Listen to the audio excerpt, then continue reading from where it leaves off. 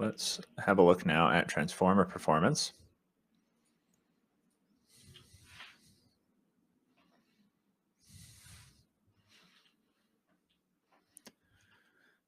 So again, the big idea here for improving performance with transformers is make sure you are reducing the amount of memory used, which basically means the amount of data you're processing.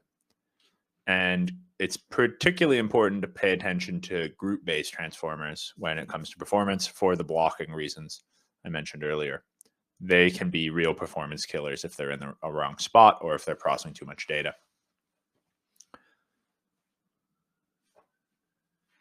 The basic strategies here are reduce the amount of data coming in, which we went over quite a bit yesterday. But today we'll also have a look at some parameters in specific transformers that can offer performance improvements. One general tip for improving your performance is to make sure you've upgraded your transformers to the newest version. Transformer versions are primarily associated with FME version. So if you update your version of FME, you'll unlock access to some newer transformers. FME doesn't automatically update these transformers or upgrade them because sometimes there's functionality differences or configuration differences. And so we don't do it automatically. However, if you open a older workspace in a newer version of FME where new transformer versions are available, you will see them listed under the upgradable transformer section in the navigator. You can see there it lists the number of total transformers as well as the difference in versions. And then in parentheses at the end there, in each line is, I believe that's the number of transformers in the workspace. You can then expand each transformer and right-click and select upgrade to upgrade them. There'll be a little warning dialog to make sure that you're okay with it. Recently, we added a few improvements to this process based on feedback. So one of them is you can now right-click, as of 24.0, you can right-click upgradable transformers and choose upgrade all transformers. This is kind of the shotgun approach. It's a little dangerous because it really just upgrades a lot of them at once, and that can make it kind of hard to tell if you've introduced any problems by upgrading. And so we do recommend you back your workspace up before doing that for sure. But it is kind of nice if you're lazy like me and you're like, it's probably going to be fine. And you upgrade all of them at once. You can also update by selection or transformer type. So you can kind of do a bit more of a big chunk of upgrades, but restrict it a little bit rather than doing it globally. And this new dialog asks if you'd like to create a backup. That's also new. So it will automatically do a backup for you. Previously, we were kind of relying on users to do that themselves, and they don't always do it. So it's fair enough, have FME do some of the work for you there. A little bit like if you save a workspace in a new version of FME, it's a good idea to keep it back up in the old one, just because occasionally you'll run into issues. We do work really hard to ensure backwards compatibility. Our devs are pretty passionate about it, but every now and then there will be a change that can affect how a workspace runs. There is a dialog that shows the changes to the GUI, so you can see if there is a difference in configuration. Sometimes a lot of the changes that happen are more under the hood, so you might not notice any GUI changes. So you can see here, for example, the only real difference that's visible there is they've added these buttons to help making the test configuration easier. And there's a new advanced section, which has some new parameters.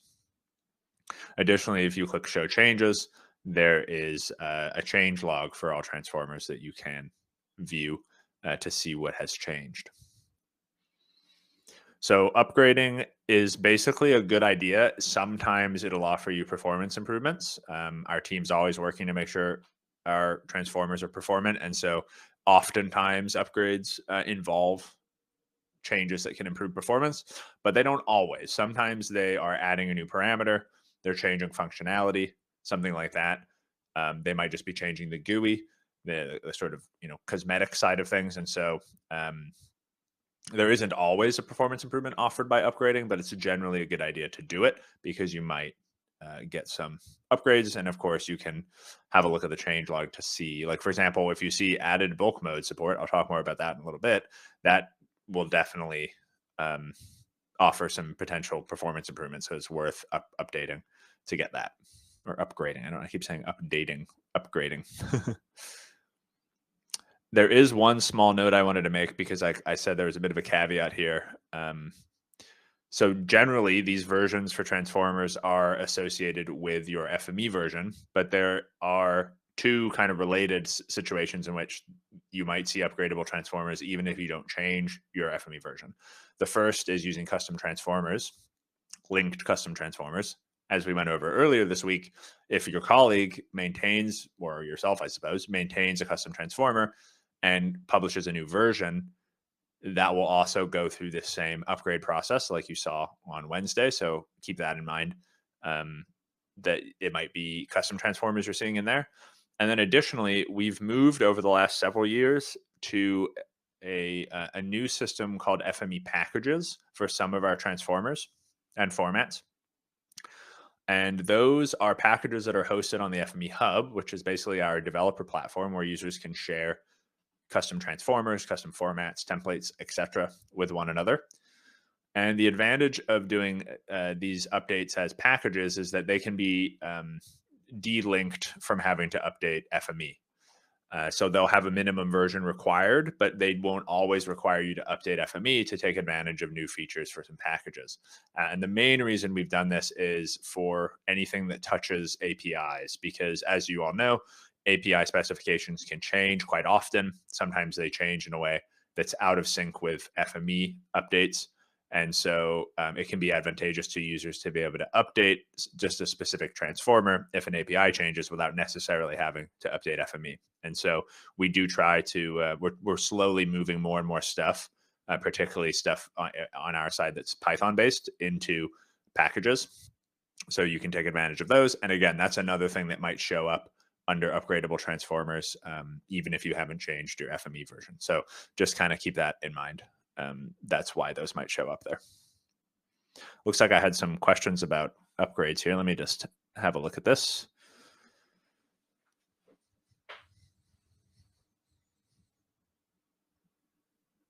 Yes, so there are, occasionally doing an update or upgrade will change the results of the transformer. Generally, if we're doing the upgrade, that change in results should be beneficial. And so it usually isn't something that cut out there isn't the changes we're making shouldn't be introducing any errors.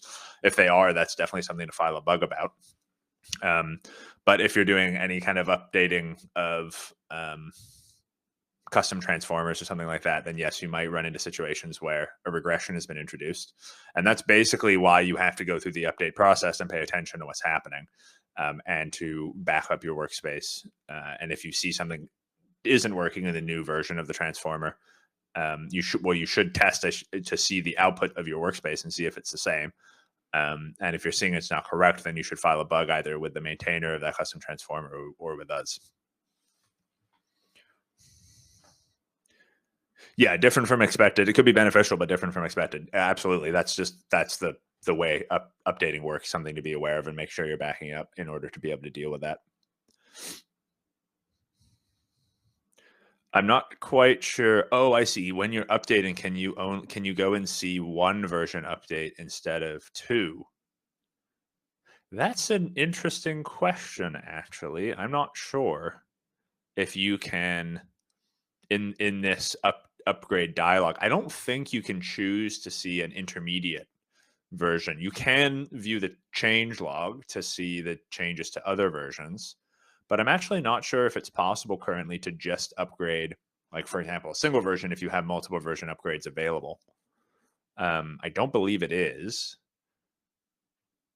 unless you maybe, for example, actually edit the FMW file. Might be possible to do it that way. You wouldn't be able to see the changes, but you could just do a single version update rather than multiple. But yeah, that's something I would try. Maybe check out the community. I imagine people have asked about that before. I haven't run into that issue myself, so I'm not quite sure. But let me make a note actually on that topic.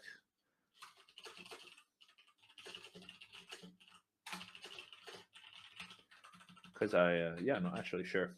I can have a look during the break. Okay, more questions here.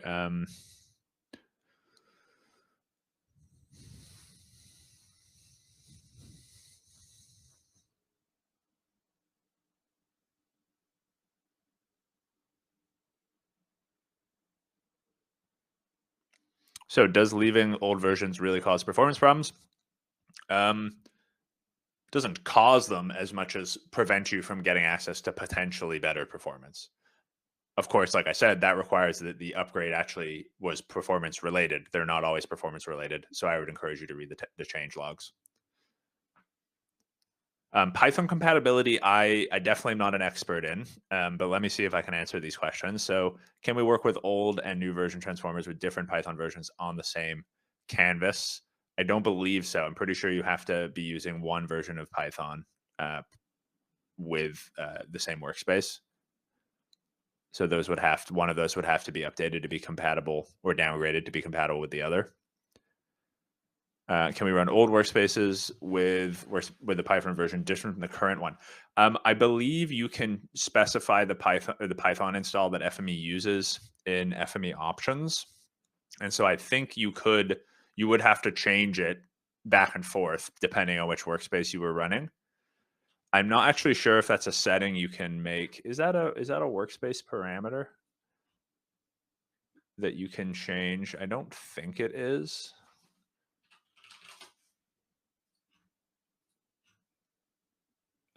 So yeah, there's Python compatibility. Yeah, I believe you would have to change that setting per workspace to control which version of Python is used. And so by current one, yes, you can run workspaces with older versions of Python. You just have to use that Python compatibility setting. But of course, that's going to require that everything in that workspace be compatible with that version. Can you downgrade if you prefer previous version results? So I believe the better process is to back up, test, and then if you don't like it, don't upgrade and keep that version. I think technically you can go, it's kind of hacky, but I think you can go change the version by editing the FMW file. I imagine that's not recommended. I haven't done it myself. That can probably cause problems.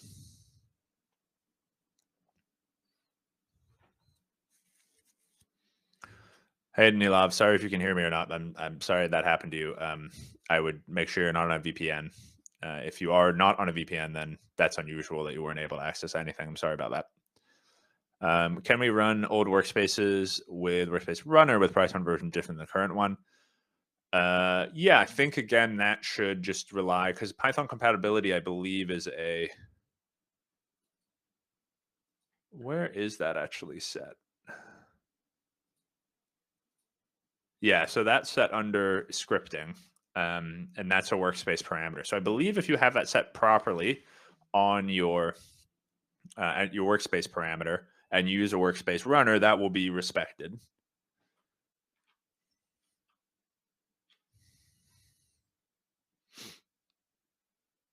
Mark, yeah, these are a per workspace upgrade.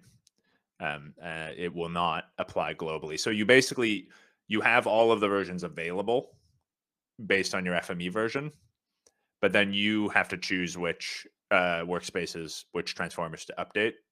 If you add a new transformer, it's always going to default to the newest version that's available for your install, but you might have older ones hanging around in your workspaces. Okay, good questions. Let me go back and keep going here. I'd like to talk more about transformers. So another big performance consideration with transformers is just about order and filtering. The adage to remember here is this is the order you should be doing things: filter, remove, action. So first things first, make sure you're only working with the data that you actually need. That's filter. So you can use, testers or whatever else, or ideally, like we talked about earlier, do it on the read side. Only have the data you actually need. Then you should remove any attributes or geometry you don't need. It's faster to do that after filtering because it does take time and you want to make sure you're doing only the amount of removal necessary. Like if you have 100 lists, but you only need one feature with that list, remove the 99 features first, then remove the list. That's faster. And then once all of that is done, so you have basically the minimum amount of data you need to proceed, then you would do any actions like calculating new values or joining or filter or whatever kind of other action you're doing that isn't filtering or removing attributes. Then you would do the action.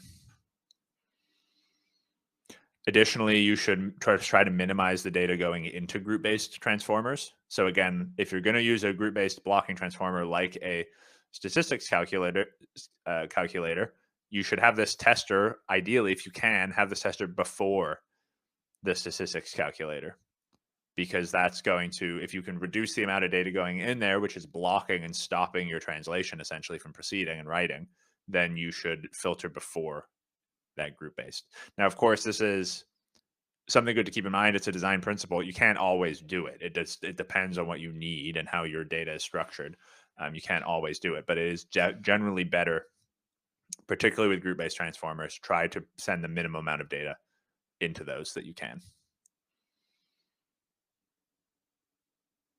Additionally, when you are working with group-based transformers, note that there is this complete groups option. I talked about this a little bit with the parallel processing example for custom transformers.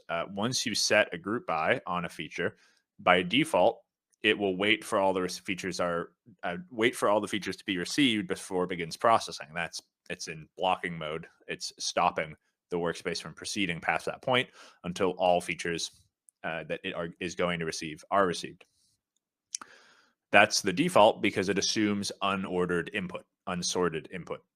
However, if you know that your features are sorted by group already, then you can use the when group changes advanced option here.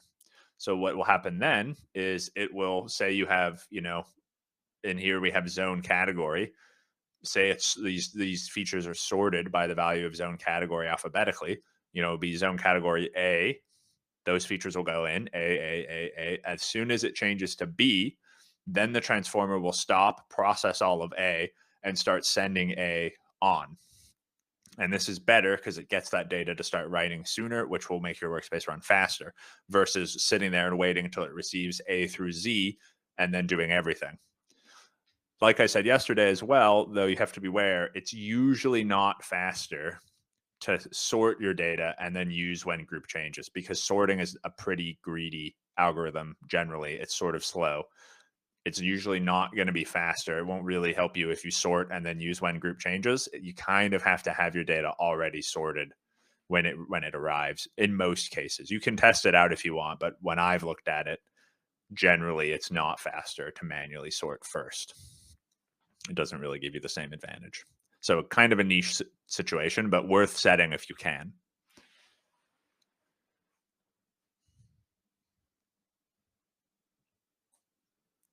There is also some kind of tricky situations if you have 2 or more input ports. They have to arrive in group order. And so that can be a bit challenging. So for example, if you had 2 ports and 2 groups, you would have to have port 1 group A arrive, and then port 2 group A arrive, and then port 1B, port 2B. It's not port 1A and B, port 2A and B. So that gets a little tricky, which is again why this is kind of an advanced mode. But it can offer performance improvement. So if your data is sorted, consider trying to set it up to work that way if you need the extra performance. There are also parameters called something first, sort of features first parameters on some of our transformers. These are generally on a lot of our spatial analysis or sort of spatial relationship transformers. So for example, the point on area overlayer has an areas first option. By default, FME will wait for all points and all areas to come in because it has to be sure it has all of the areas before processing any points. However, you can change areas first to yes, and then it actually doesn't need to wait for all the point features to arrive. And it can process them immediately because it knows there's no more areas. So if you know that your areas will all arrive first, you can change that setting. And there's similar settings on other transformers that let you do the same thing. If you want to try to ensure that the areas are arriving first, how do you have control over that? Well, partly it's blocking transformers will have an impact, but primarily it's the order of readers. So this is a kind of one of those sort of niche examples where reader order matters. You might be able to adjust the order of your readers so that things like areas first or other something first, clippers first, arrive there at the transformer before all of the points.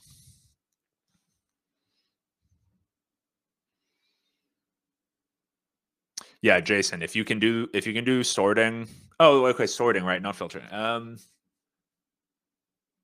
That's a good question. I think that would probably be case by case, unfortunately, if it would help. I do think sorting would be faster with SQL than using a sorter in FME, just because SQL is designed to be fast at that stuff and does the work on the database rather than on your machine. So yeah, I would try it, I guess. Benchmark it. You can even use a sample of data and see if it's faster. That would probably be the exception to my, sorting ahead of time doesn't actually help. But yeah, definitely, yeah, Mark is correct. Definitely not as fast as having it pre-sorted. If your database already has things sorted for some reason, which probably unlikely by the attribute that you need.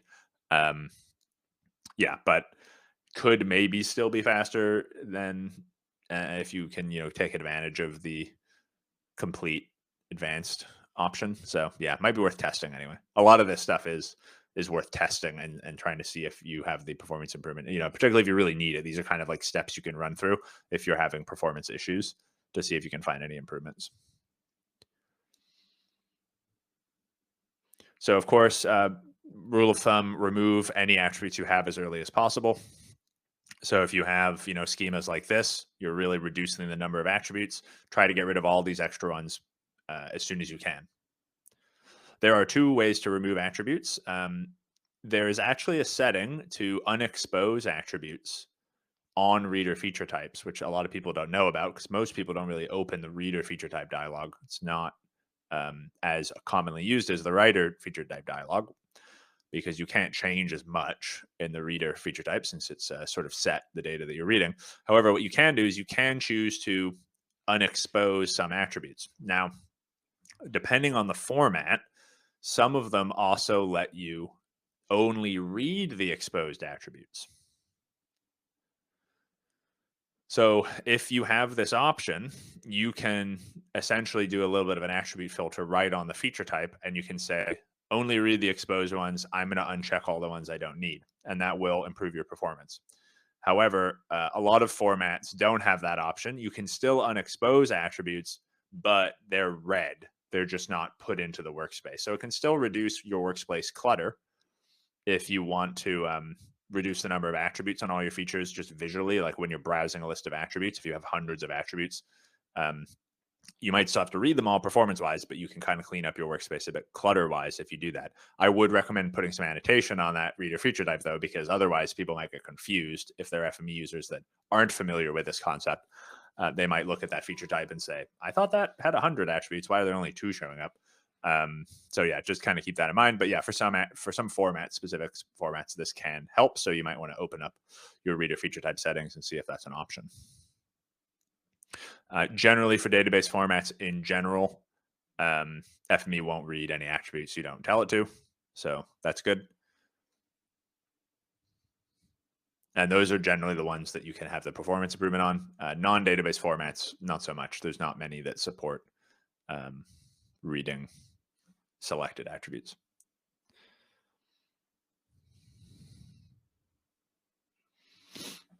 A tip there, feature merger with 1 = 1 before point on area and set areas first. It really helps with working with a large number of data. Yeah, I've heard about that tip. I've never used it before. But that's a good tip. I'll take note of that.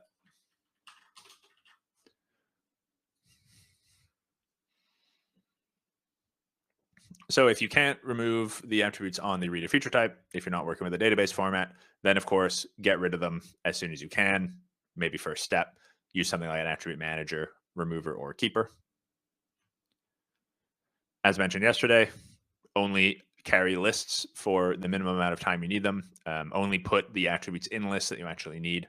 Those are really bad for performance if you're carrying around all that extra data. They're also a bit pernicious because you can't always tell at a glance actually how much data is in there compared to, like, seeing a bunch of attributes.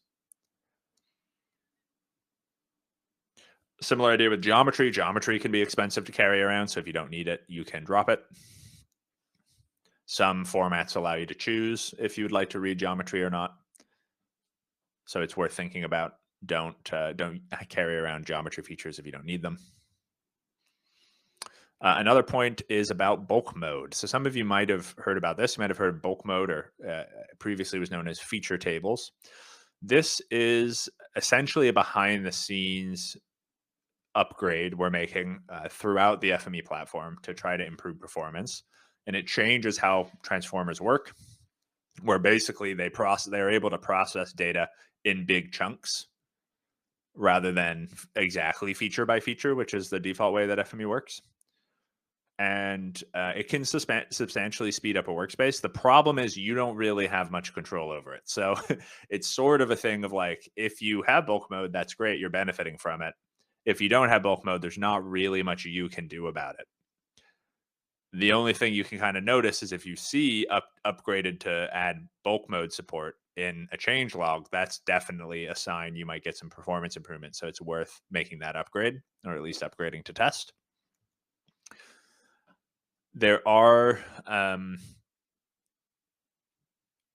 kind of two very niche things to worry about here, though, that might affect your design. I would say most people don't really need to worry about this, but if you're really worried about performance, it's worth thinking about. Or if you're upgrading a workspace to use bulk mode that didn't previously use bulk mode, this might be worth worrying about. So one point is feature order will change for transformers, or is very likely to change for transformers when you upgrade them to start using bulk mode.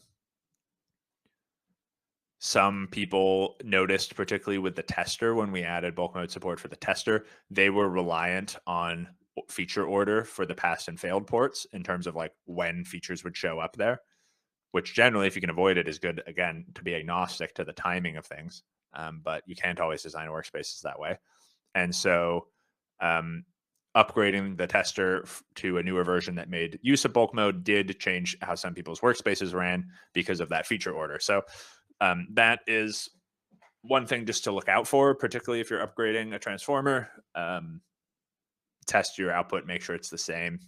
If you are relying on feature order, maybe see if you can redesign the workspace to not be reliant on feature order. We did add an option to the tester. I'm not sure if it's in any other bulk mode transformers, but we did add to the tester the advanced preserve feature order parameter. So if you do need to do that, you can turn that on. I believe that means you won't be able to take advantage of bulk mode, if I recall correctly. And then the other very small point about bulk mode, which I don't actually know, did we even put it in here?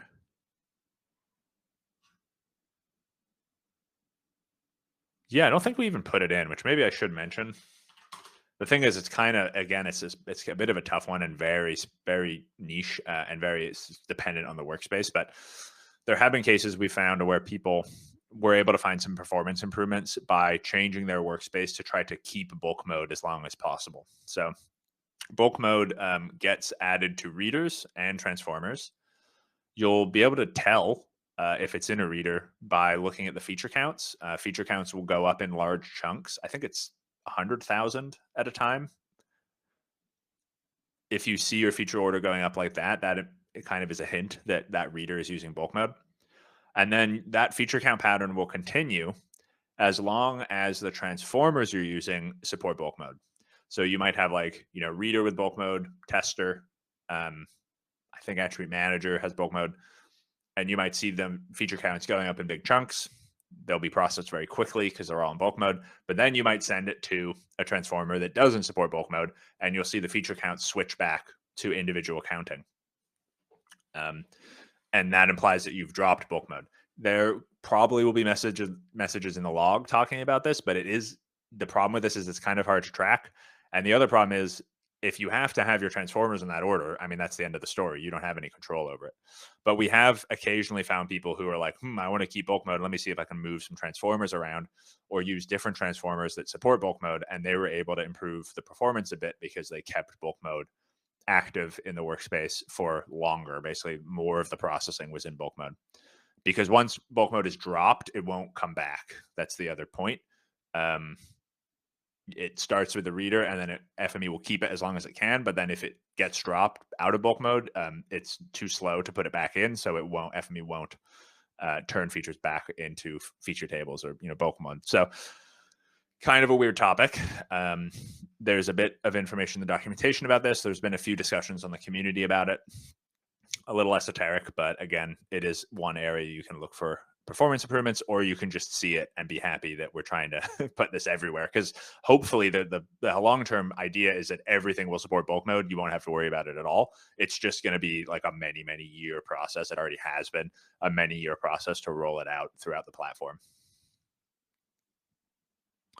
I don't think there's any other visual indicator, Monica. It would just be those feature counts jumping up, and then log messages would be really the only way you could tell. And then you can check the change log for transformers to see which ones support bulk mode.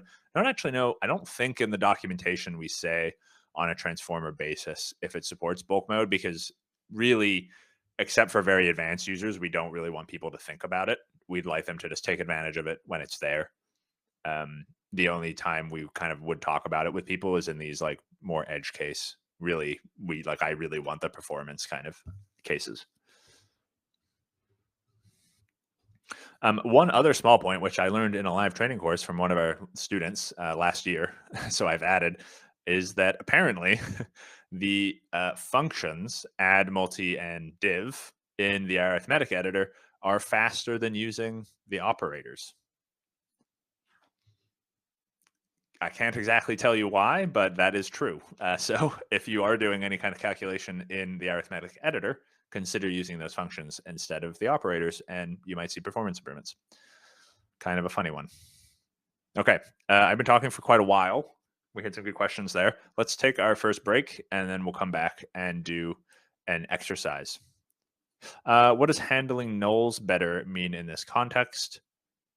That's a good question. I actually don't know. I think the error messages might be different, but there's probably more to it than that. Let me make a note. I should investigate what that actually means.